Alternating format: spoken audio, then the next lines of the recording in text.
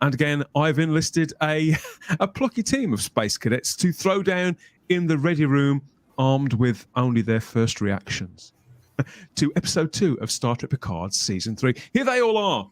Bin Min, where are they? Where are they? Here they are. Okay, so we've got my mega mate in David Diaz. We've got our ever atomic friend Andy over at the other end. This is Greg underneath me. Greg from the Timescales, everybody. He's here at last. And there's Chris from Cultivated Media, as enigmatic as ever. Yes, so we've transported in, not exactly fresh, because it's probably been 2 or 3 days for you, hasn't it, Chris, since the last episode dropped? But we're here anyway. I'm still buzzing with enthusiasm. Ian's wetting his whistle, which means he's got a lot to say, as always. And if you have too, the best news of all is that you can join in the live comment section there on YouTube and Facebook, as always. We're talking about Star Trek Picard once again, the gleaming series Star Trek Picard, all those wonderful new services we've got there. So this is Star Trek Picard, a 3rd season of the Star Trek franchise show that started in 2020, focusing on the retired Starfleet Admiral Jean-Luc Picard, reprised by much respected and loved stage and screen actor Sir Patrick Stewart, set to reunite the principal cast of Star Trek The Next Generation for the first time since Star Trek Nemesis, and over 35 years since their original debut there in Encounter at Far Point, all the way back in 87. My word. And yeah, this is getting to be quite a heady experience, I think, everybody. I couldn't wait. I was counting the days, Ian. I was counting the days for episode 2 of this show. And I don't do that. I haven't done that for such a long time. Really? Truly, I haven't. Really? Yeah. I can't think of the last show considering it was just 1 episode, that I was this sort of up for seeing. So, Andy, you weren't on last week, but with 2 episodes in now, what did you think of the opening episode? Were you as enthusiastic as me, or somewhere in the middle, like the way Ian is now? Oh no, I was optimistically enthusiastic, because I was like, part of me was like, I've heard lots of good stuff, but I don't want to get my hopes up. We've been burned too many times, but I was generally really excited to see it, so I kind of be able to put myself out my misery or enjoy it. So yeah, and I enjoyed the first episode, and I enjoyed the second episode. Spoiler, but it's not perfect, and No, and I think the main thing is that it does have the Kurtzman aesthetic, which I really, all the dark ships and all, I really don't like all that. When you look at Next Generation, how bright it was, and carpets, and all optimistic future, this still has that real horrible, dark, dingy, shiny Kurtzman aesthetic, but. If you've got good characters, good story, you can look past things like that. Well, I can. And so far, you can actually recognise the characters that we're seeing. Jonathan Frakes just fell straight back into Riker, and actually a Riker that you recognise. I love the relationship between him and Picard. I found Picard was still a little bit, dozy in episode 1. 2, he's much more, Admiral Picard has actually turned up to the party for the first time in I don't know how long. So yeah, I'm really sort of pleased with how it's going. I'm still a little bit cautious, but I'm with you. I can't wait for next week's episode. It's great that it's weekly, but if I could binge it right now, I would. I just want to know it stays good. Well, I've been posting about this a little on social media, like on my own profile on Facebook and things like that, and a little on Twitter as well. And what I found, Chris, is that some people, I think the rabbi said on the show last week that people, it's still quite raw wounds for some, and sensitive scar tissue, and all these kinds of phrases that we use to describe it when we're being tempted back to something that we were once scorned by. But I seem to have just been able to wash myself clean of this. I don't know what it is. I mean, the way I see it, Chris, is that this doesn't feel like the 3rd season of something. And it strangely doesn't feel like the last season of something either. For me, this feels like genuine event television that I haven't seen in genre fiction, probably for the best part of 10 years. Well, one question that's been going on, one question I've been thinking about is the question of whether or not this was too little too late, or if this is just in time and we've won.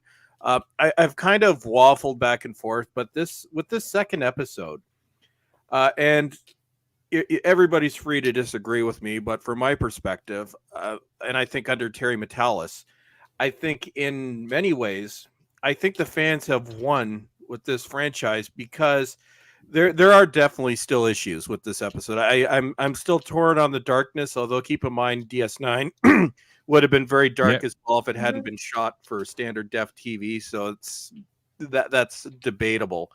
But for me, this is real Star Trek, and I know we've all seen it on Twitter, and we've seen it with some YouTubers. There does seem to be some just complaining for the sake of complaining, where some, and I won't mention any names, but there's some YouTubers that have locked themselves into a corner, which I guess kind of sucks. But if you look at this objectively, specifically with this episode, yes, there are problems. Yes, it's definitely understandable if some people cannot forgive the first 2 seasons of the show and all of the STD of things. But objectively, this is an improvement. Objectively, the things that we did want to be ejected, at least as far as up to episode 2 goes, seems to be gone. Like the wokeness, for the most part, unless I missed something, is nowhere to be seen. The writing is night and day. I'm like, I haven't heard dialogue like this in Star Trek since the real Star Trek ended in 2005.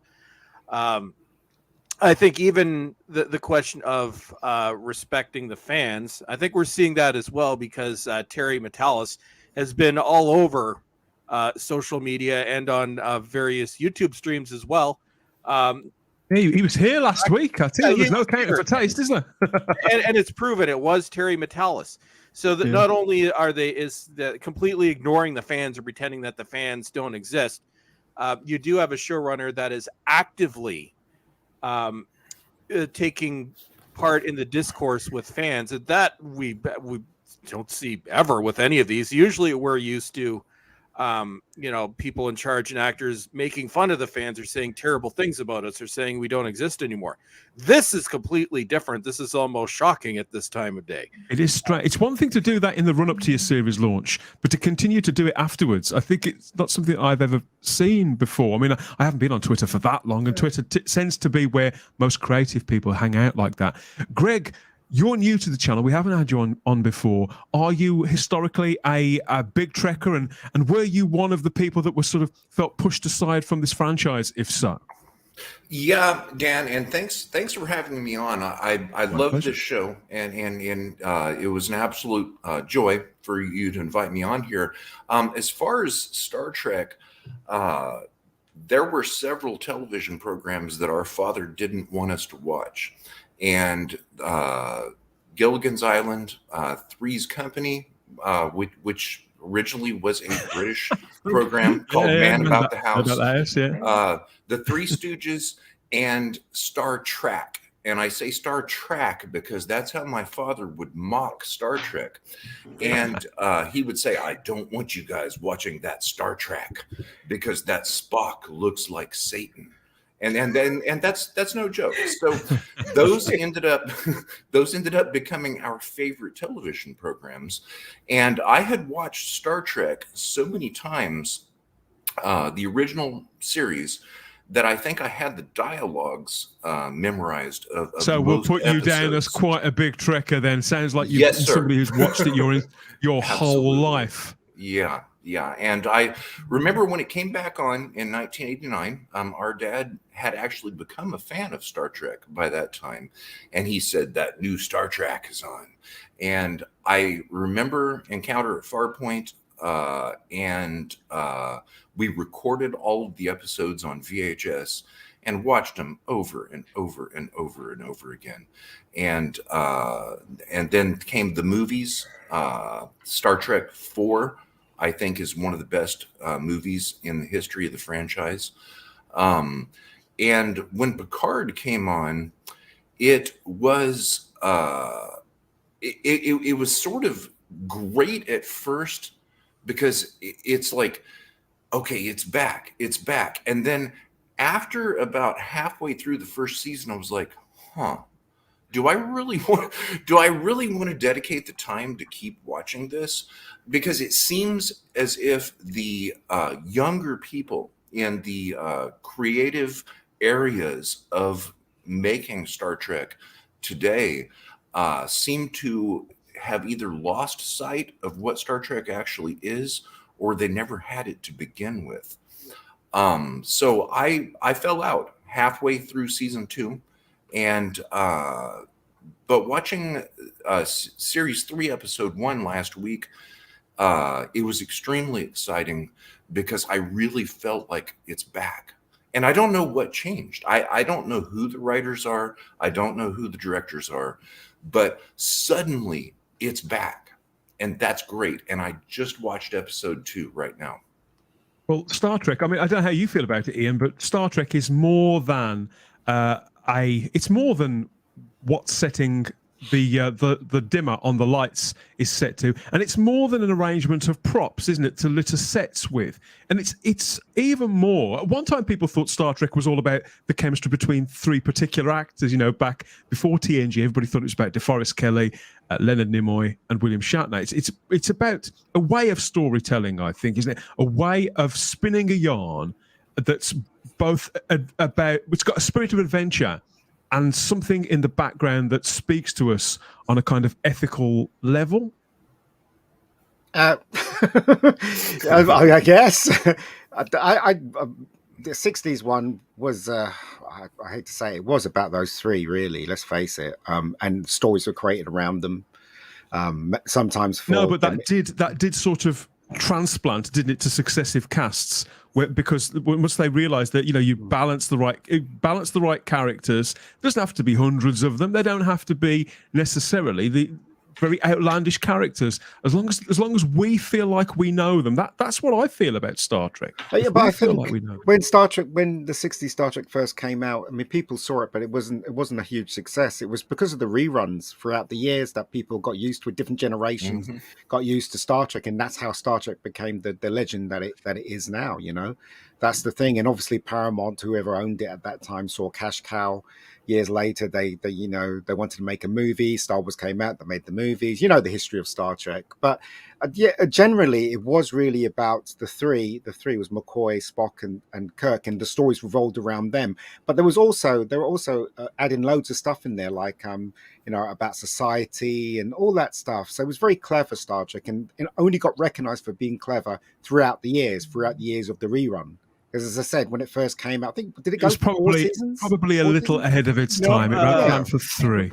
3. Yeah. So then it disappeared.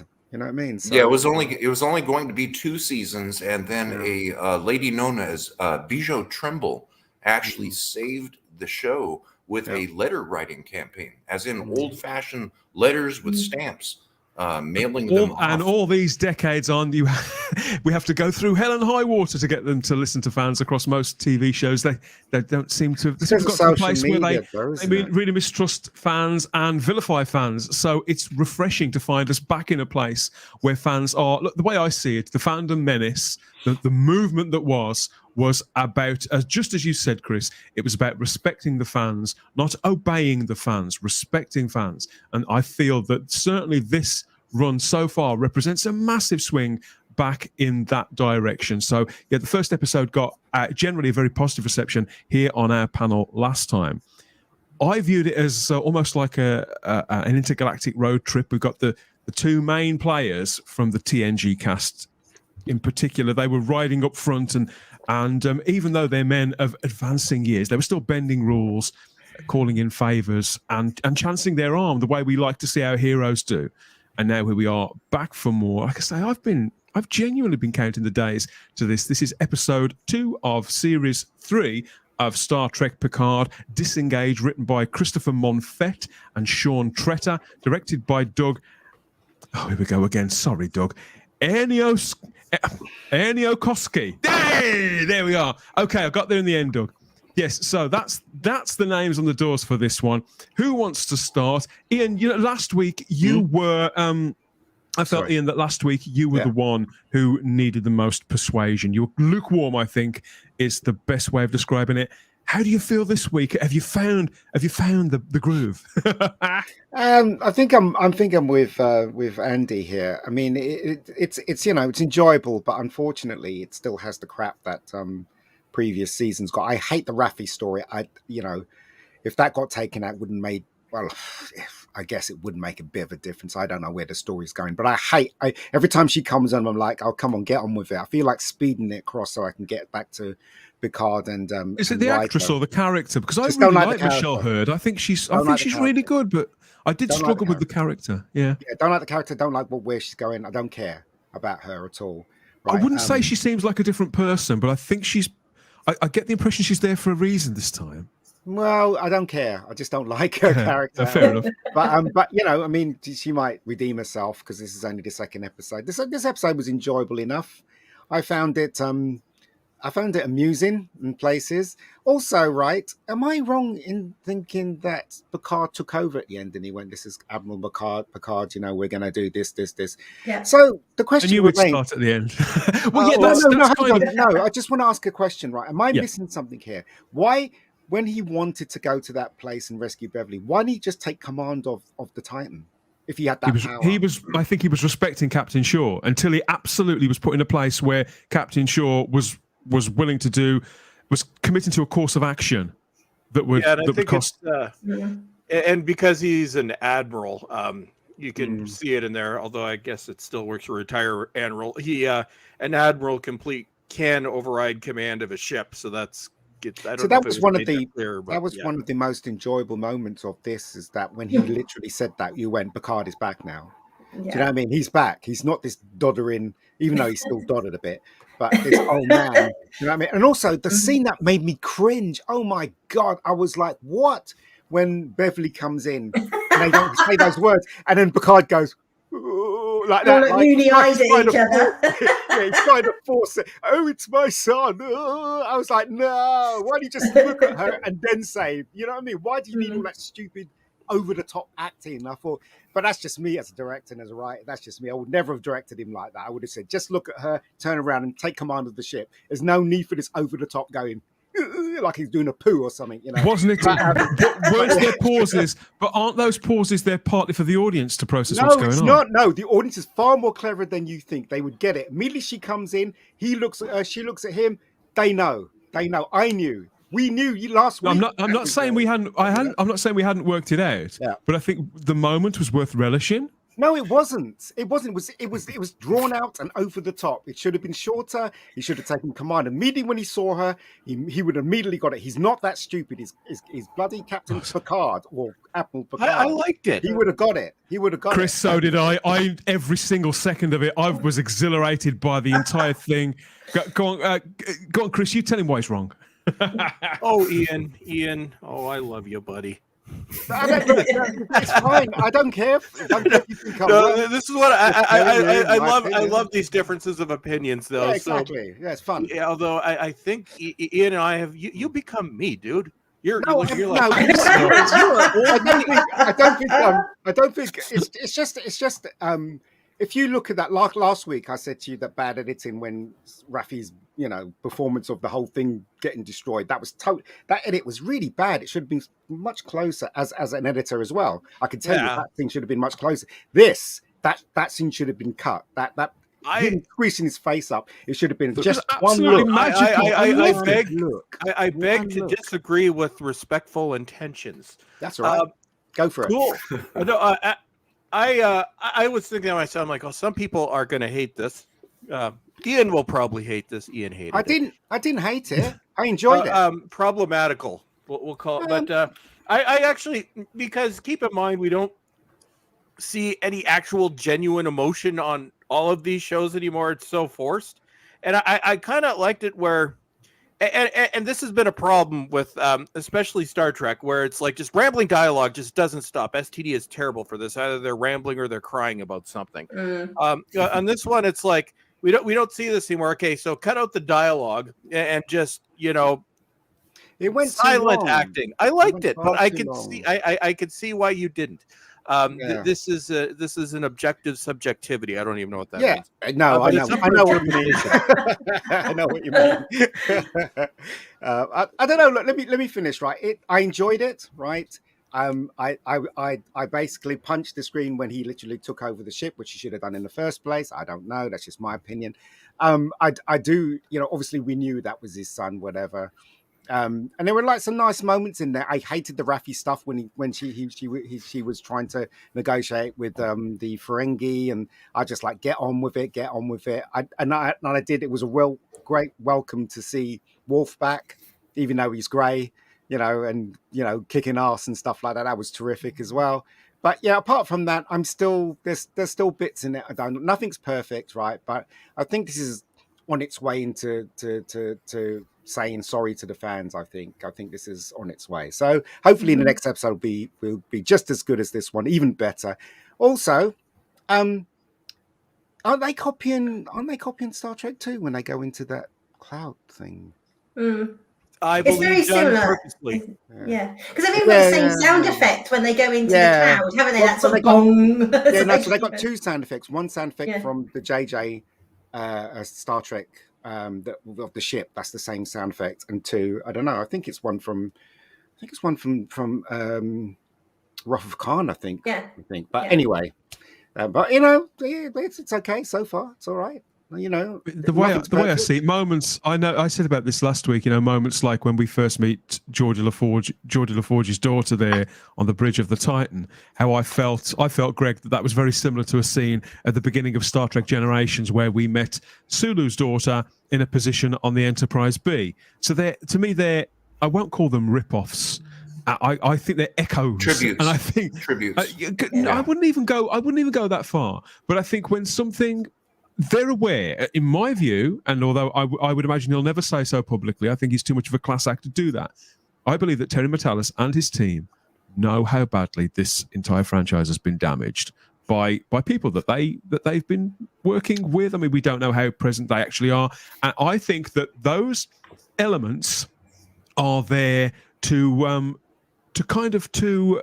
evoke Star Trek that we've seen before, a way of telling stories, and little markers like that sort of disappearing into anomalies. And it's been done countless times, not just in the Wrath of Khan. But they are using music cues we recognize, sound effects we know. There's even graphics. I believe some of the graphics that are on bulkhead doors and things haven't been seen on Star Trek since the movie era, or elements. There are real deep dives on this, and I don't consider this to be a superficial thing. I think it's embedding a solid story deep into Trek lore, and I think they had to be that drastic because every other element of much of what's been on screen in the last 5 years had taken it sort of stylistically somewhere else.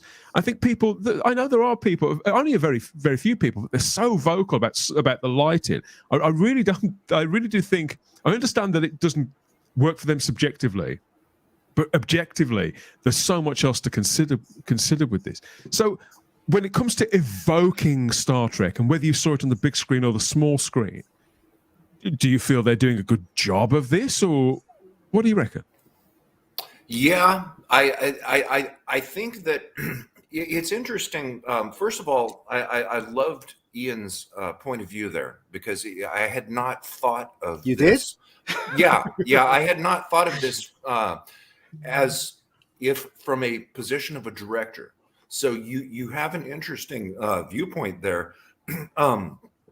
And I think it's oddly similar to Doctor Who, which recently was damaged in part due to poor writing, poor direction, which is not simply just Doctor Who. It's basically all of television.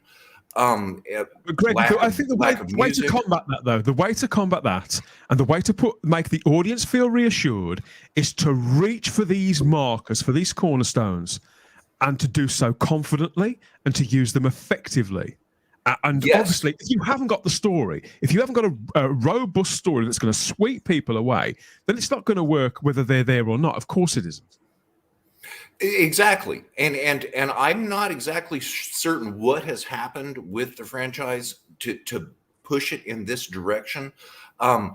See, last week's episode, season 3, episode 1, was absolutely paramount in the entire history of the Star Trek franchise. And paramount, you got that one right. I got it. I got it. I'll say no pun intended.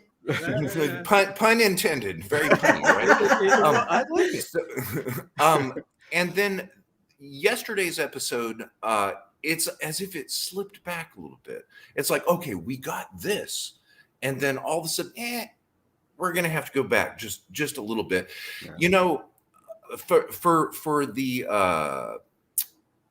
showing Picard and who he is and his back history with the vineyard and the chateau and all of that.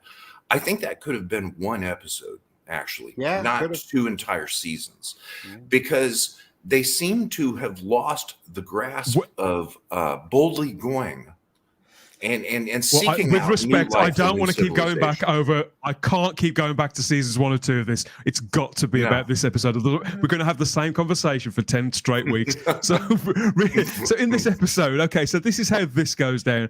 Aided by 7 of 9 and the crew of the USS Titan, Picard makes a shocking discovery that will alter his life forever and puts him on a collision course with the most cunning enemy he's ever encountered. Meanwhile, Raffi, Ian's favourite character, races to track down a catastrophic weapon and collides with a familiar ally. Again, it's very, very simple. It's adventure television. And obviously, Andy, in the past, we've spoken about how we can tire sometimes. And Star Trek hasn't, all of New Trek has been sort of like this, with overarching stories rather than story of the week. The only thing that has done story of the week has been Strange New Worlds, and most of us have liked that. But here we are again with an overarching story. But there's something, in my view, this is far more sweeping. And because it's about the people rather than some sort of epoch event. How are you feeling about this? I'm actually okay with it, because I think to try and get back what the fans are asking for, I think if you try to do it episodic, knowing he's only got 1 season to do it, I don't think it would have kind of given the roundness maybe that we're looking for, because everybody gone, oh, that episode was good, and that episode was good, but we never really got a full maybe character arc. I think it's the easiest way to see our characters move forward, who they are now, how have they changed, how the relationship's changed. It's probably maybe a bit easier with the one story arc, knowing he's only got 1 season. I think if he had more seasons, I would have preferred it if it was more, or what America used to do, and obviously the old Star Trek, is that you'd have there'd be one overarching story arc, when it, like the first 2 seasons, maybe a middle couple of episodes and the end couple, and in between you'd have, like you used to do in X-Files, all those kind of things. So kind of get a mixture of the two. So I'm actually quite comfortable with this. And I think just picking up, on some of the criticisms, and I can see in the chat that people sort of mention nostalgia bait and member berries. And I used the word member berries when I was reviewing it the other day, and then kind of corrected myself, because I think I personally, if this stays the quality that it is, I don't think it's nostalgia bait. I think what he's actually trying to do is reintroduce the Star Trek universe. Like, this is how it looks, this is how it sounds. So I was getting like, when he made an announcement over the intercom, it made that noise that it always used to make, and that puts you in the Star Trek universe. So it's not just there to go dangle some keys in front of us going, oh, look, it made that noise. It makes that noise because it's supposed to make that noise. Do you know what I mean? Exactly. So, we're in a universe that's being crafted that feels like an actual place. So I really, if I could, I got to have an alarm going off. The phrase member berries drives me slightly nuts, because in my view, people are using that as a sort of catch-all to rag on something for really that they don't like for subjective reasons. Using another buzz phrase, really, that ultimately doesn't mean anything. I think it's become a lazy way of criticizing something. We either want these, as well, woke is a sweeping statement. We either want these, the same. We either want these franchises back, and recognisably so, or we don't. And if we don't, go and watch something else. All due respect, I disagree with you, right? People have the right to say member berries and whatever and stuff like that. Yeah, people can say what they like, and I'm going to right to reply. No, but because it is.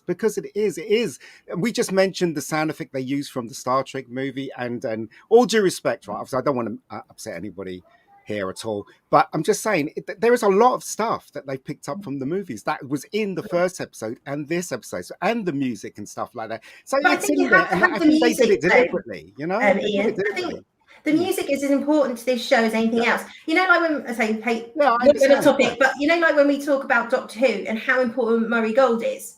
It doesn't look and feel like Doctor Who without Murray Gold. And I think, you know, so for me, like, the music and how they weave the sound effects in, because that noise I was saying for the nebula, that's actually almost part of the music as well. So I think as long as it's used in the right way and it actually makes sense when they're using it, rather than playing an overture where you go, what? Andy, I'd just like to say, right, so you're right.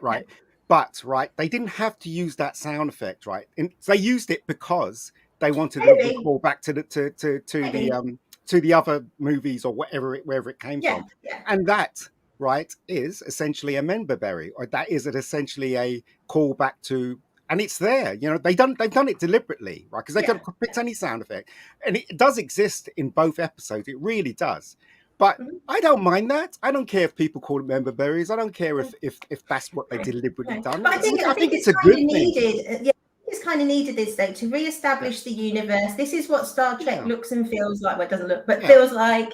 And also, you mean you've got to remember some of the people who watch New Trek have never watched Old Trek. So there's a little bit of trying to catch up the people going, guys, this is what it's supposed to look like and sound like and be. And they might hate it. I mean, the New Trek fans, the fans of the old stuff, I haven't really seen a lot from them. I don't know what they're thinking. Because obviously on Doctor Who, they're very vocal what they're thinking. But it's trying to obviously bring that audience into our world, as obviously trying to appease us paying the. I mean, look, we're all starting to we've different opinions, so it's fine. It's fine. It's as I said, right. I did enjoy this episode a lot, right, and it's a great cliffhanger as well when it goes into the Matara Nebulous or whatever it's called. What's that thing? It looks like the thing from Star Trek 2, but you know that's just where the nebula. Yeah. Sorry. I must apologize. I was a bit rude. I'm part of that. My first video on Picard back in my pre-regenerative form in the yellow text said member berries in the thumbnail. So but I think in this case it works because I can see what Metalis is doing. I don't think it's just fan service. I think when you have a franchise that was this damaged, and we won't go into the details because, you know, I agree with Dan. That's not what we're really here to talk about here, other than a point of comparison. But I think when this franchise was so damaged and became so unrecognizable by the end, especially with STD and Picard, I like Strange New Worlds, so I'll say that. I'll call that the exception. But I think part of what you're doing, and I think it's not just member berries or just dropping things at random saying, oh, look, here's jangling keys. I think Metalis, one of the things that he has to do is he does have to bring back the core audience, most of which left during STD. So I think he's doing it, but he's doing it in a clever way. I think when I saw the old red alert sign on, I think I almost screamed out loud. I'm like, yay. But it's like, you know what? I like these things. You have to remember this is fiction. This isn't real life. So, you know, there has to be an element of fun in there. So that's why I think there's a video. There's like 91 callbacks in the first episode. So I still need to watch that video. I don't know who did it. But I agree. And I can see both sides because I was the one that made fun of all the member berries in the first Picard trailer. But I think done properly, I think it works, but it's like fun Easter eggs, I think is what I'll call it. But I don't think it has any detrimental impact on the story itself. But one thing I wanted to say, just touch on that you were talking a few minutes ago, I kind of agree with Ian about Raffi, and I compare it to, you always have this B plot, and I compare it to, and we've all seen like the big episode, the big season finales, where this really exciting thing is happening, and you're all into it. But then you got to go on to this other subplot that they've got, and it's like some annoying. And it's happened in Star Trek. It's happened everywhere. you go to this annoying subplot of this thing you don't care about. I'm like, oh, they got the relationship, whatever. Yeah. Well, like all hell is breaking loose on one side. I'm like, I don't want to see this. I want to go to the hell. Although I think she may be a bit redeemed because of who she is set up with or who her handler is. Mhm. That's my take. Yeah. Yeah, I think that relationship could be really interesting. Because Wolf's not going to take any crap from her. Let's face it, just knock her into touch. But yeah, so I mean, I agree with you. I'm not a fan of Raffi, and I said in my review, like if she dies in the next episode, I really don't care. But there is some improvement to her character. I mean, just because the writing, like we said, the dialogue makes sense, and it actually, they emote, and when they should emote, but she hasn't spent 2 episodes crying and saying what a bad mother she is or whatever. She's actually doing her job and being a spy. And but yeah, I mean, I still don't have any rapport with the character, and like I say, I actually don't care whether she makes it to the end or not. Yeah, I agree. Only the episodes can build whether the right, she is redeemable, what happens to her character, or But like I said, at the moment, I thought it was a good plot device to bring in Worf. That's how I get it. So What do we think of this? What's his name? What's the name of the son? Dan? Jack. I'm allowed to speak now. How? Yeah, sure. Go for it. Go for it. I mean, what's the name of the son? I can't remember. Was it Jack? Jack. What did we think of Jack? I found him irritating personally, but I don't know. I thought he was a bit. Why? Why did you find him irritating? I don't know. He was just too clever, wasn't he? Let's face it. He busted out of jail. He was pretty. Wasn't he heroic? A classic hero? You said that's what the show needs. Well, Captain Picard explained that he was trying to get into the shuttle to give himself up so that they wouldn't have to make the choice, and I guess that makes him a hero. Yes, and also another thing that was puzzling as well. It's about. Another thing that was puzzling. No, I keep referencing that with the Captain Shaw saying. Right, you're risking 500 people's lives for 2 people's lives, and then they're not blatantly coming out and saying the needs of the many, but there's lots of references, and it's that ethical dilemma as well. Whereas actually, like proper Starfleet would weigh up and go, okay, I've got 500 people, there's protocols. Whereas you saw in STD and all of that, they're like, oh hey, it doesn't matter if 1,000 people this ship get killed, I'm just going to go off and do that anyway. So it's good to see all that. And the dialogue around, what's right, what's wrong. Because there's a whole ethical versus moral or protocol versus moral conversation, which we haven't had in years. Yeah. As I said, I don't know about. I mean, are they lining them up for a series with this guy in it? Do you think? I wouldn't have thought so. No. I don't know. Well, I guess we don't know. I mean, he's almost a bit more Han Solo, I'd say, because he's obviously portrayed as a criminal, a con man. Hence why he broke out, because he's got the calls. Because he's probably getting, he's got X amount of warrants out for him, right? Hence the bounty on his head. So he's probably broken out of jails and things before. So it wasn't stupid that he could break out, but it was probably a bit too easy how he broke out, I think. Yeah. But so is he going to be a lovable rogue? And actually, there's all really good reasons for why he's, this sort of loose cannon, I guess. He's a nice blend of Kirk and Picard. I think that's what. That's where I feel they're going with it. Well, I think he's a very sort of Chris Pine type actor, but being British, being English. Well, he's going around do the Kirk thing now, isn't he? So they need someone else to do the Kirk thing. I wonder if the British thing is going to come into play, because one of the guesses as which I don't think, because I don't think the ages really match up. But the idea is that Captain, or this is why Crusher left for a year. It might be retcon. She had a young child, and maybe he was conceived during, I don't know, the Naked Now, which is possible if you watch that episode, because they were all intoxicated. So I'm thinking the British accent. I'm like, because there's got to be a reason why he's British, and I'm wondering, did he live with somebody else in secret for all those years? But I'm like, no, that retcon would be a little bit too much for me. But I want to see an explanation as to why he has a British accent. I think, there's been a lot of British accents in season 1, because I never saw season 2, but there were loads of different accents in season 1, wasn't there? Yeah, although really it's one of these things where you have to, like, Crusher obviously isn't British, and well, you didn't know Picard. But so where was he? Why does he have the British accent? Maybe it's a nitpick on my part, but they have to I think they have to explain it, Chris, because you can't just have a British accent because Picard does. It's not genetic. So, there has to be a good explanation of why he's got even though obviously Picard's French, but that's a whole different conversation. But it's a good point. I had not realized that. Yeah. Picard, it's more a French-British accent, and I think Patrick Stewart does that on purpose. It's kind of he does this odd amalgam of the two of them, but it's like it's one of these things that it's not Doctor Who where everybody has a British accent. This is this is an American show, so and the mother is very clearly American. Well, not called American in the 20s. It's from like former America, but yes, you in this case you have to explain that. Yeah, I agree. Well, he's British. What can you do? That means you're a bad guy if you're British and American. I think Picard's the only one buck the trend, isn't he? Because if you're British, you're the bad guy. He could have done a Hugh Laurie. Well, Hugh Laurie put on a good American accent, didn't he?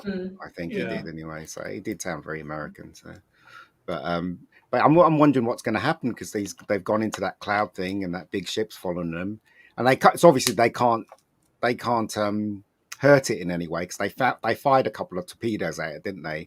And it didn't do anything to it. So it's going to be interesting to see how they get out of that one. I think is it Amanda Plummer? Is it Amanda Plummer? I think she was brilliant in this. Personally, she comes across very creepy, doesn't she? And I think it's like she's just that right amount of hammy without going too over the top. Do you know what I mean? That sort of slightly unhinged, bit crazy, unpredictable. You can't, negotiate or rationalize with her. Do you know what I mean? She's got all the firepower, and she ain't interested in talking. So she gives that laugh, doesn't she, when it goes into the cloud and she goes chase them, and then that's how it ends with the echo of the laughter, which is quite creepy. Really, it's like she loves the game, she loves the sport, doesn't she? So so there you go. Absolutely. Yeah, I look forward to a third episode. What did you make of Amanda Plummer playing this new character Vadik then, Chris? I mean, there's a long history of these Star Trek villains, particularly in the movies. We've said before, haven't we, that in some ways these bigger storylines they're only as good as the villain that's sort of bringing them to whichever crew we're talking about. How does Amanda Plummer square up to the Ricardo Montalbans and Christopher Lloyds and Malcolm McDowell's? I think it's a completely different take. And this is one thing that when we saw the trailers before we saw the episode actually where we actually saw the character, we figured this was going to be like another Star Trek Nemesis or Star Trek 2009 or one of those where you have this angry, humorless villain who's got the backstory and the whole humor. I like it that she's bat crap insane. That's how she comes off, and I like it. I think it's a welcome change. I think there was an expectation that she's going to be like all the other ones, and we're just tired of seeing that. And then we saw her. I'm like, she's a freaking lunatic, which is awesome. Have you ever seen the film? Have you ever seen the film Sid and Nancy, the Alex Cox film? Many years ago. Well, one really nice touch, Dan, is I love, and this is going to fall into the love it or hate it, but the way they end this episode, how it goes to dark, and you can still hear her evil laughter, that easily could have come off as just corny as hell. I found it just creepy. I'm like, it's like The Master, one of the better interpretations of The Master on that show. I won't mention by name, but just like completely insane, completely evil. And I love it how it's like they're listing the ship itself. They're listing the armaments, and it's like, okay, just stop. And I'm just gonna call him Captain Dr. House because that's what he reminds me of. And Captain Dr. House is like, okay, it's. I love the interplay, but no, it's just this horrible nutcase. I like it, but I can see why some people What do you think of this, Greg? You know, the tradition of movie villains, and particularly, I mean, I suppose on the TV we've had David Warner, haven't we? In Chain of Command, there's been those standout villains there too. I don't want to just sort of round on the movies, but it's just that this is kind of movie-like storytelling, so I'm sort of going there. Obviously, Amanda Plummer's she's from an acting, I won't say dynasty, but certainly a legacy, and she's very enigmatic, isn't she? Yes, in fact, I'm all in. I am absolutely loving this. Like you said, Dan, you were counting the hours until the next episode, and it's been years for me as well. To be looking forward to what is next, and I'm definitely all in. I think that it's firing on all cylinders, and they're doing it right. And I don't understand why, because I had lost interest in it to the point where I have not even been paying attention to who the writers and directors are and what have you. But something has definitely happened to where they're absolutely nailing it left and right. Every single second of each episode is very well thought out and very well designed, and it makes me wonder what changed. You know, what really happened behind the scenes to bring this back to where it is now. We can only guess, though. Maybe they knew that the season 1 and 2 was a huge flop, and so they pushed those two aside. Was it Kurtzman and was it Orchie? Is it Kurtzman? Kurtzman, Goldsman. Oh yeah, they pushed them aside, or have they got new jobs? I don't know. And they went off to do other projects. So Kurtzman went off to do his Man That Fell to Earth sequel. Right. I don't know how well that done. Goldsmith is now doing Strange New Worlds. Okay. So they all kind of stepped away because it wasn't, it wasn't fun or shiny anymore. And and they appointed Terry, who we know has worked on previous Star Trek shows and is a massive fan. So whether that was encouragement from CBS Paramount or Kurtzman that were just like, on board now, I mean, obviously we'll never know. But right. Did that get released, The Man That Fell to Earth? Yes. Yeah, it's on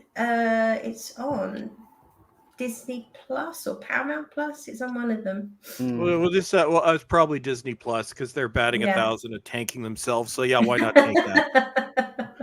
Yeah. Well, this is it. I mean, it's a race swap. You'll be pleased to know. And yeah, I've not ventured because I love David Bowie, and I don't want something else trashed in my mind. So I've just not. Well, maybe it's because they didn't have anyone to turn to, and they turned to Terry, and then that was that really. And Terry decided, like, because I'm a huge fan of Star Trek, I'm gonna try and make it more Star Trek. But I mean, I'd love to think that he's sort of being a bit of a thorn in their side, and they're like, well, if you can do it, if you think you're so good, you do it then. And he's gone, yeah, all right. Yeah, maybe. Yeah, maybe.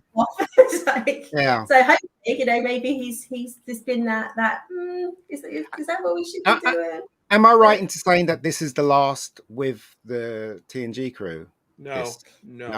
Oh, okay. There's going to be more? Possibly the last with Patrick Stewart, but it's also in interviews, and Jonathan Frakes himself has opined that this will be the end of Picard because, well, Patrick Stewart is 82, and obviously, he for his age, I think he's doing very well this season, much better than the previous two.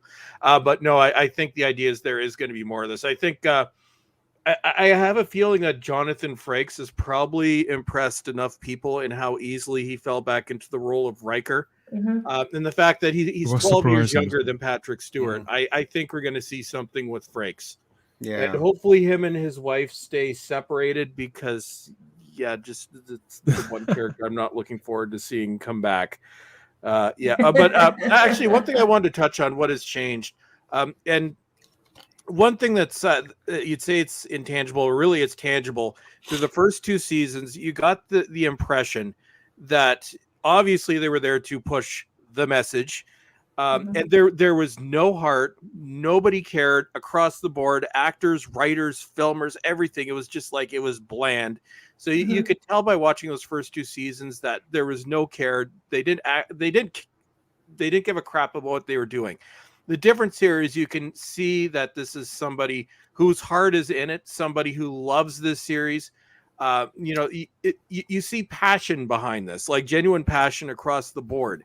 And that's something that was missing from the previous 2 seasons.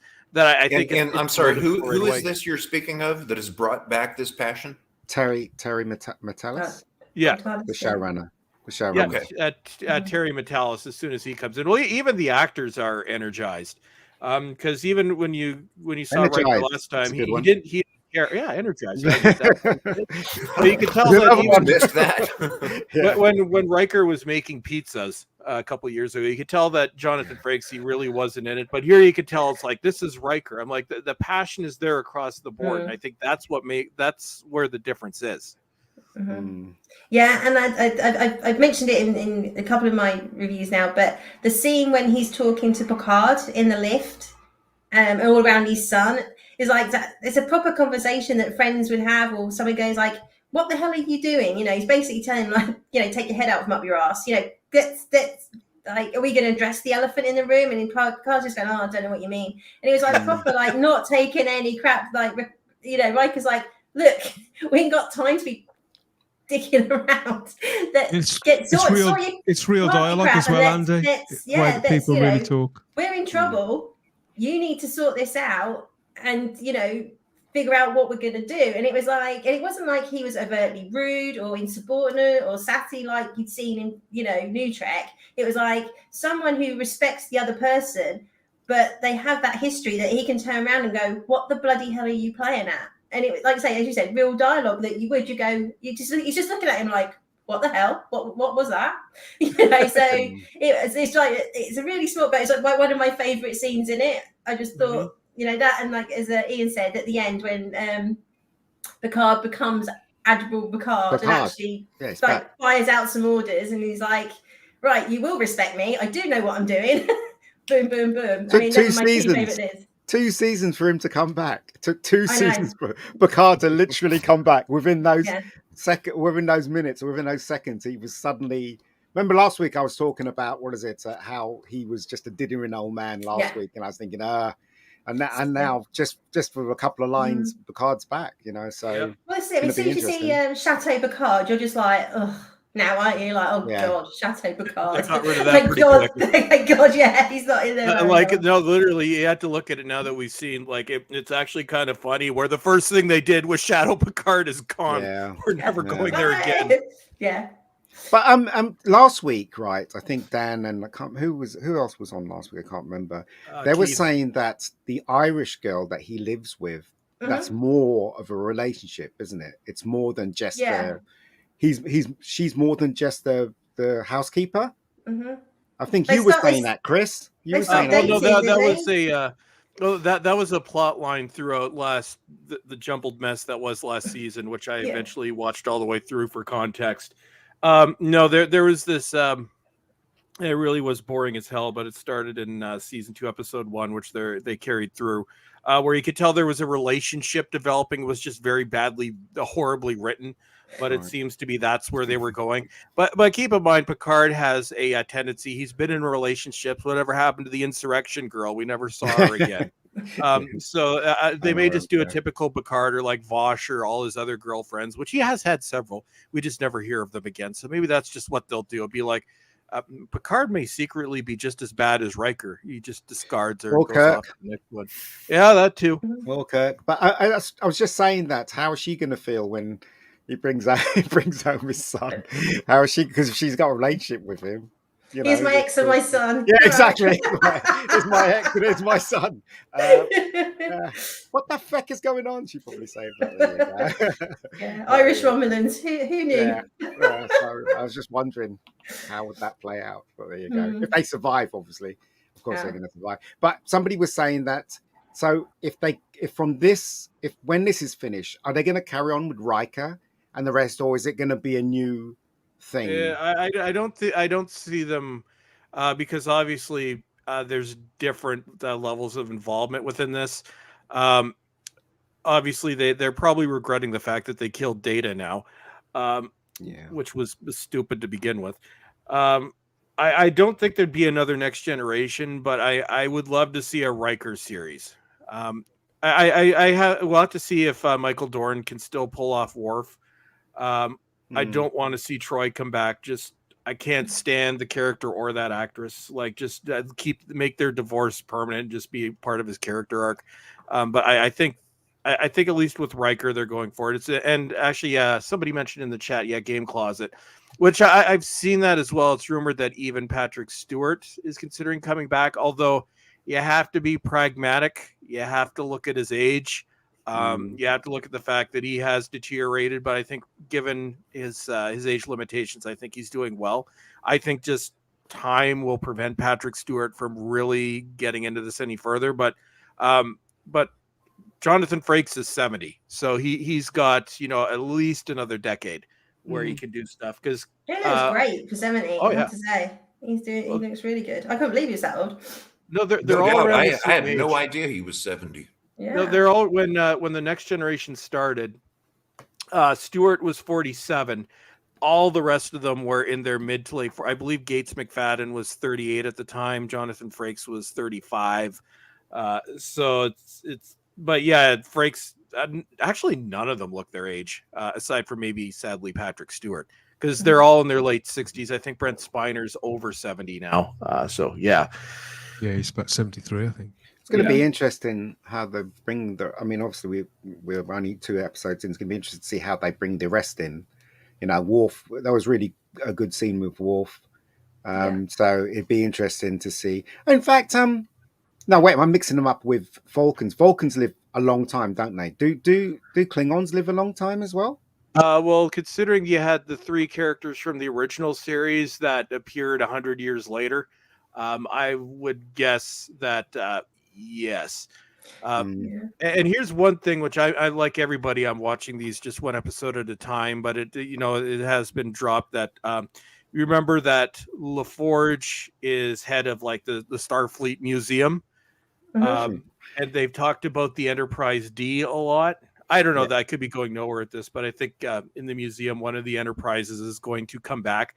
My estimation is that they picked up the saucer section after they crashed the Enterprise. I think that's also why they went very heavy on that. It may have rebuilt the Enterprise D for the museum. I don't know if that would be cool or not. Somebody going to steal it. Yeah. I think maybe they'll do a Star Trek 3. I don't know. Well, if they took them home somehow. Yeah, maybe. I don't know. It's going to be interesting, isn't it? Moving forward. Yeah. But let's just get through this one first, huh?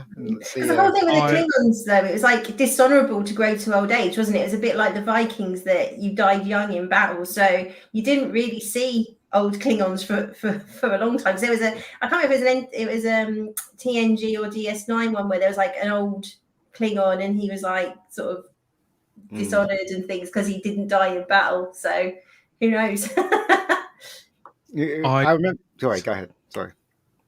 I didn't see this coming at all with Michael Dorn when he picked up Raffi. I had no idea that he was the contact. No idea at all. No. Nor did I. I remember an episode of TNG where PICARD was really old and he was on his vineyard. Do you remember that? I don't know if you guys remember that episode. Yeah. I think that was season 4. Yeah. Wait. Oh, okay, that one. Yeah. Yeah. He wasn't so diddery there, was he? When he was obviously he wasn't, but yeah, compared to that to now. Is it All Good Things? The last season 7. One. Yeah. That was kind of set like this sort of time period, say like 25 years in the future or something. So obviously they were in the same time. Yeah, so you've obviously got back in the 90s what they thought, or early noughts, what they thought they'd look like at this age compared to what they actually do. And yeah, the PICARD just is like, it is, that's it. Not a wrinkle in sight, it's amazing. Yeah, I look at Geordie as well. Yeah. I think Geordie and Worf actually aren't too dissimilar. They're just probably a bit heavier than their younger selves, but it's quite a similar. I think they're quite close on those, but the others. Yeah, But you know, it's the way it goes. I guess. Is that a real beard? Did Patrick Stewart actually grow a Doesn't beard look for that? doesn't look like one. Stuck on. No, that would have been stuck on. No, the timing of that almost killed him because he had to film All Good Things where he was like the main character. He got 2 days off and then he was filming Generations, and that was right after directing the penultimate episode. Apparently he like almost died on set or something. Wow. How old was he there anyway? We'll do the math. 25 19 god damn it, 28 years ago. No, 29 years ago. Jesus Christ. He would have been 52, 51, 52. Yeah. Basically not much older than we are now. That's very sad. Yeah. Wow. Well, yeah. Dude, How old did you say that Brent Spiner is? 73, I think. 72, 73. God, are you serious? I met him in Houston. I guess it's been about 20 years ago. I think he lives there. And it had nothing to do with Star Trek, really, except for the fact that his cat was in a cat show in Houston. So I actually ran into him, and it was very surreal to be looking at his real face. And I'm like, you know, is this Data? But he was a really nice guy, but I cannot believe he's in his 70s now. My God, how old am I? How old am I? Dude, well, here's a sad thought, which I shall leave y'all with because I know we're past the hour mark.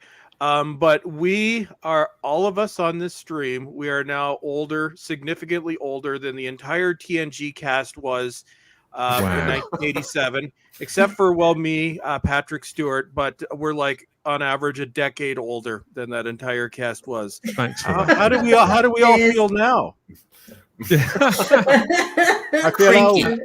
I want to lavish a little bit of praise on this guy on Todd He's Stashwick, great. who He's plays great. Captain Dr. Luke. Hope, I love this man. There we go. He's awesome.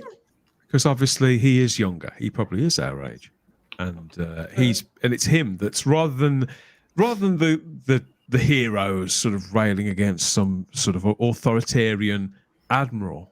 They're actually railing against this guy, and he's sort of slapping them back a little bit. And I just thought it was wonderful how I certainly really liked this character, even when he was snarling at people and being quite unreasonable. And that moment where it turns, where Picard needs him, you know, he says, as Admiral's orders, well, why are you doing this? Because it's my kid. And with that moment, he doesn't challenge him at all. He immediately backs down. I think he cusses under his breath and then sets about what he knows he has to do. And I just thought, well, that's not only testimony to a great actor. I thought he played that beautifully, but how well written it was. I think what's interesting is that I think he's right. Right, all the things he argued about is right. He's responsible for the crew, right? And Picard, and because of what they've done, they put the whole of the ship in danger, right? And I think he's right. But the thing is, they are right too. Picard is right too. You know, it's a horrible situation. What do? You know, it's a human being we're talking about. They want to kill that person.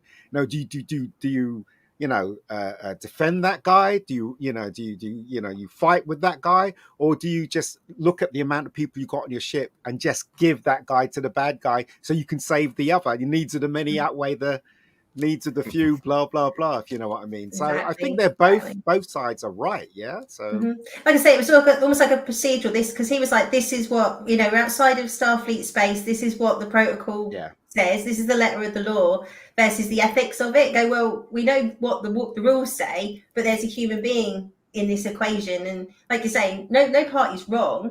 And as the captain, he you know, his crew comes first, and Picard and Riker and this kid aren't his crew.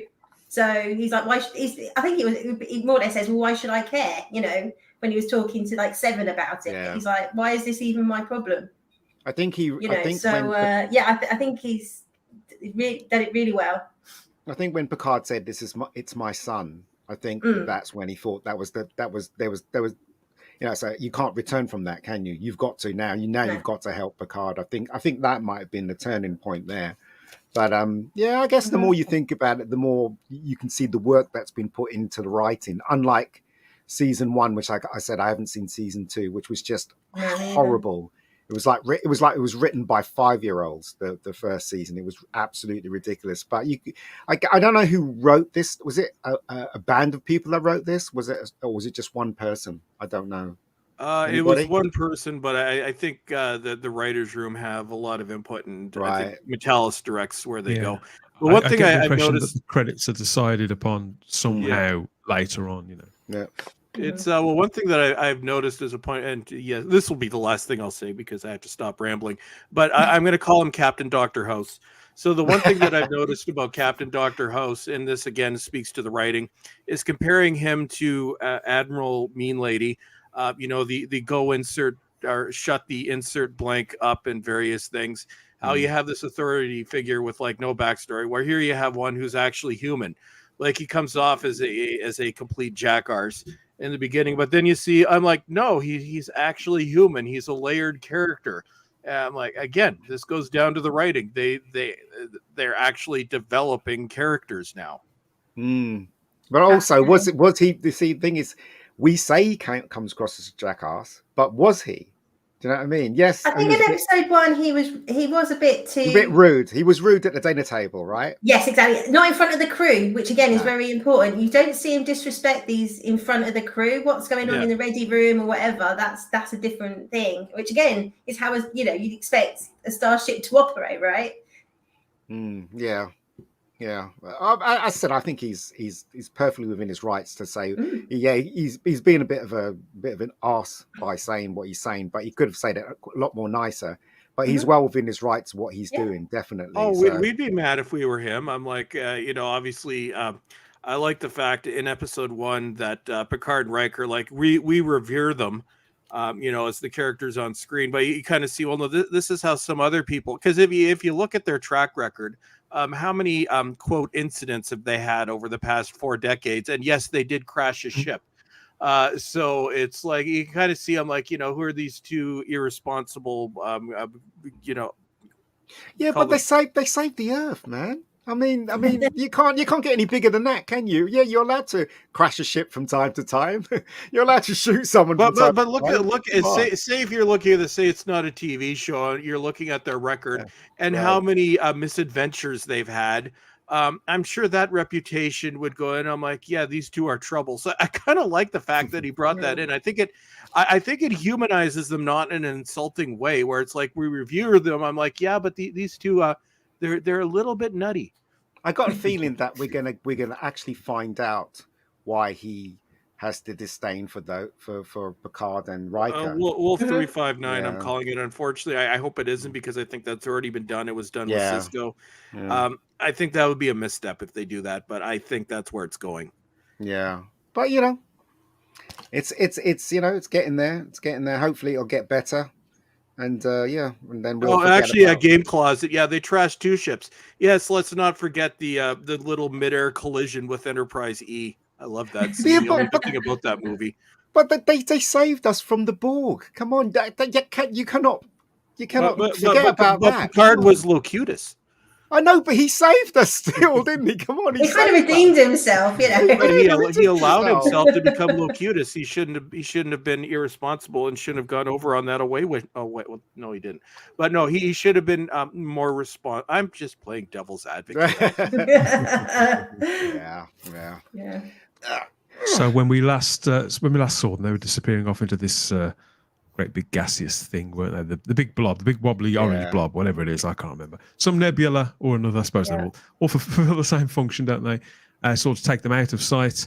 So that's where we are technically and emotionally. We're here. So Captain Jean-Luc Picard is the father after all this time, and Beverly Crusher. They haven't exchanged words yet, so hopefully we'll get something of that next time as they continue to bring the crew of the TNG, that generation, back together before our very eyes, and hopefully recreate some of that magic and take it further as well. Take them to a place where it can all be sort of put away into the telepast, I suppose. Everything has its time, just like the original series and the original cast did. And it's going to be a fitting farewell. I've got a feeling in my water in my Earl Grey. I don't know, whatever you want to call it. Yes. So Star Trek Picard. This continues on. Let me get this correct. So it's because it's different days, isn't it? So every Thursday this is dropping. 17 seconds is the title of episode 3, and that drops March the 2nd on Paramount Plus in the United States, and on CTV Sci-Fi Channel and Crave in Canada. That's your favorite channel there, Chris. And then the very next day on Paramount Plus in the UK, Australia, Italy, France, Germany, Austria, Switzerland, everywhere else. And it's also on Amazon Prime's video service in most international locations, including mine. So that's where I hope. It's my new Friday night thing now, Star Trek Picard. Going to be till whenever. Easter, I get it on Thursday. Yeah. Lucky bastard. Yes. So again, I'm back to counting down the days till we see this. What are your hopes for the rest of the season, then, Greg? What have you got in your little list there that you'd like to see before this wraps up once and for all? I'm counting down the hours. I cannot wait for the next episode because it actually is terribly enjoyable in the year 2023 to actually have Star Trek back, the real Star Trek. And I cannot put my finger on what caused it to actually come back in such a excellent manner, but I'm counting down the hours. I do want to see Beverly Crusher back. I want more of that story. I'm absolutely in shock as to how old these actors are. I didn't realize that they're mostly in their 70s, and I think that it's an absolute treasure.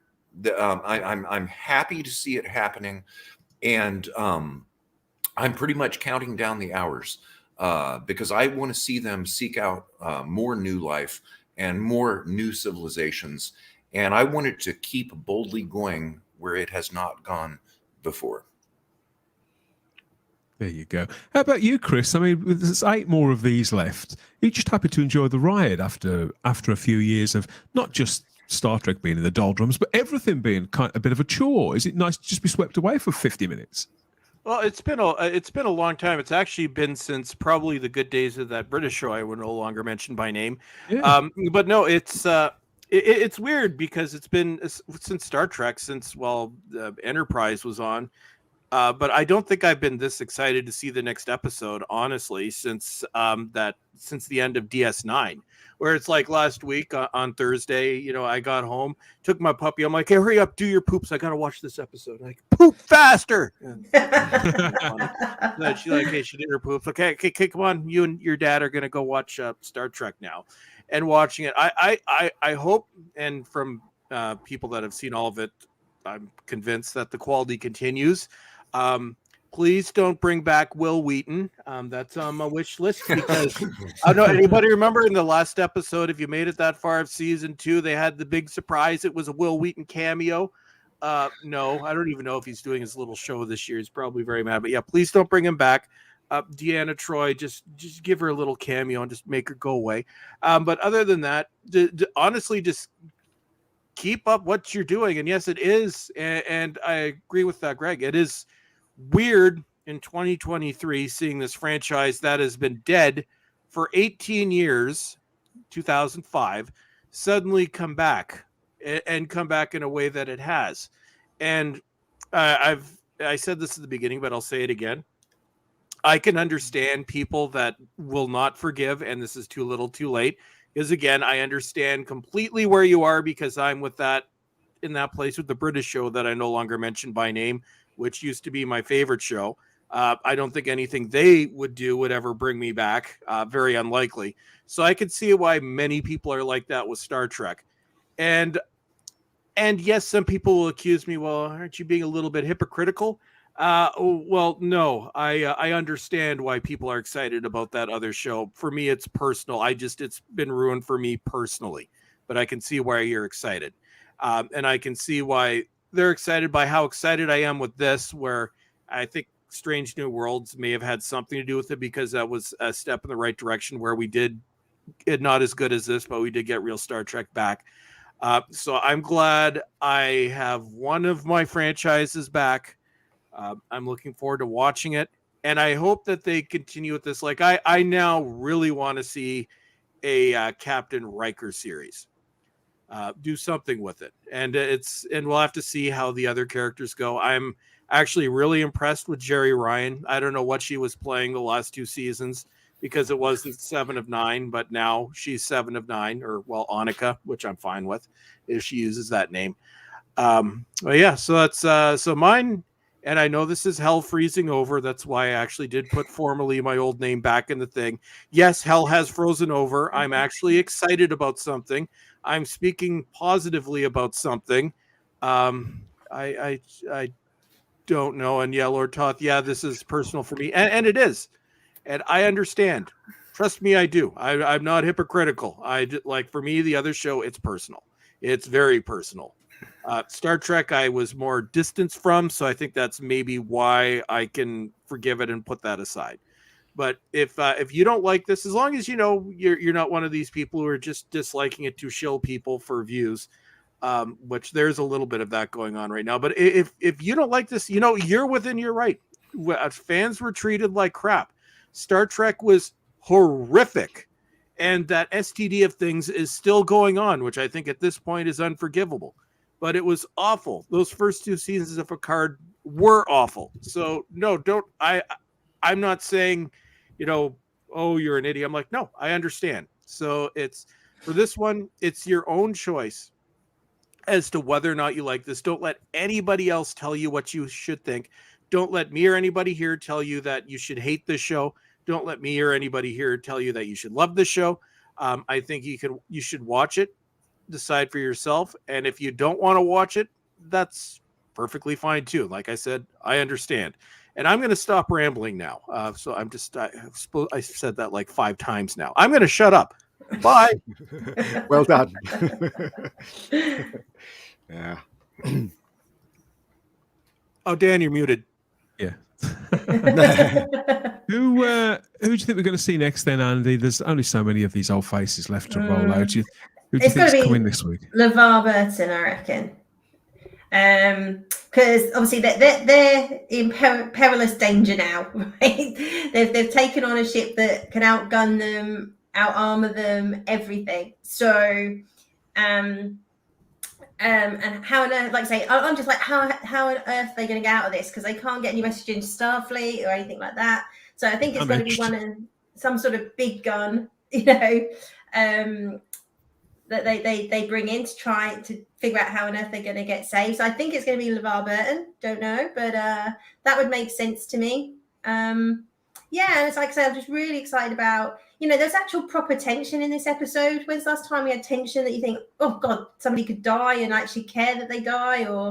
So if that continues to build, the characterization continues to build, and the story continues to make sense and hang together, and that we've got, say, 2 storylines kicked off, maybe 3.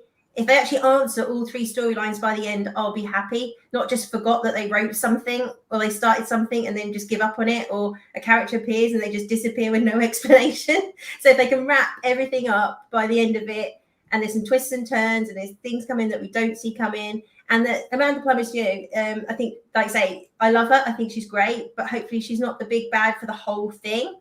Because I know they sort of said this is in sort of 3 parts, isn't it? They've sort of written it in 3 parts. So we've got some other surprises to come. I'm totally up for this. But I mean, I absolutely echo what Chris says. If people are burnt, they don't want to watch it, that's absolutely fine. But it is annoying to see some comments which are just, it does feel like they're just knocking it for knocking its sake. But hey, that's everybody's prerogative. I mean, we've probably all done it at some point. But yeah, I mean, not since House of the Dragon. House of the Dragon was the last thing I look forward to each week, and from our classic IPs, there's been nothing I've looked forward to like I have this. So hopefully we say we're on the path of some recovery. I would say there's hope for this series. I wouldn't be as bold to say Star Trek is back as a IP, because unless we hear that Terry Matalas is going to be able to create his own shows or takes over all the shows, if they just revert back saying, okay, we're giving them what they want, we'll just crack back on and Kurtzman comes back, we're back where we started. So because the truth of the matter is that they could actually use this as a way of sort of, okay, this is bookending the trick that you know me, I'm a pretty sort of glass half full kind of bloke, but they could say, okay, well that's the end of that era now, everybody. So it could backfire. It could backfire, and I hope also it doesn't backfire on Terry, that because ultimately he from what we've seen so far, this is really showing up Kurtzman and how untalented. We knew they are, but it's really highlighting how untalented that, and how much money, Paramount has wasted on the previous seasons. That I hope this doesn't backfire on him and he gets the dues that he should. Oh, it won't, because the powers that be, I'm like, there could be public perception, but we're talking about the perception within Paramount. Yeah. If this does really well, Kurtzman and friends will not get any credit for it. The powers that be at Paramount did this for a reason. Which I think is good. So if this does really well, it's the opposite. They look at the mess you made, and we put this other person in charge. Look what they did to it. So I think that's one thing that we don't really have to worry about, because within 2 episodes, you've proven what kind of hacks they are. I just think Hollywood is the place where common sense got left at the door. We've seen some really bizarre decisions from studios in the past, but I'm really hoping that you're right, Chris. I really hope he gets his dues. I hope he gets to write his own show from scratch, come up with something completely new. Could be amazing. Well, here's why, and this will be actually the last thing I say. I apologize. No, I'm just a chatty Cathy. But this is, keep in mind, many of the studios are in a very bad place. Disney did it to themselves, and I'm just smiling every bad story that comes out of them. HBO did it to themselves. Paramount did it to themselves. The Paramount almost got bought up. The Paramount CBS merger happened because both companies were on the verge of going under. So Paramount Viacom's entire future existence depends on this franchise, because this franchise is the biggest thing they have, other than a bunch of NCIS and CIS and SII and whatever shows. This is the biggest thing they have. Star Trek. If Star Trek fails, they're done, and they know that. That's one of the reasons why this turnaround happened. It's like, we can't pander to people anymore. We have to make something that people like. They put somebody in charge that I think they knew that Terry Metalis knew what he was doing. So I think that the fears that a lot of people have, I know I am eating crow because I'm being positive, and I'm, like I said, my first video is called Member Berries. So I'm not saying I won't eat crow, but I'm saying right now, you don't have to worry about it. The reception across the board of this has been massive. They're not going to go back, because going back would be like deciding we're just going to destroy our company. I am going to shut up now and mute myself. No, it's good to have your insight. But like I say, I think, until we hear that he has a real influential place in this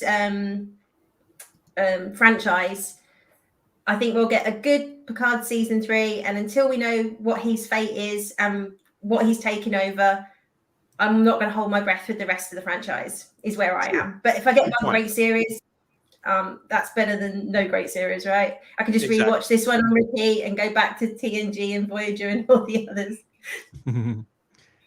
Okay, more Star Trek Picard coming at the end of the week. Various days for different people here. Lucky customers get it on Thursday. The rest of us get it on Friday.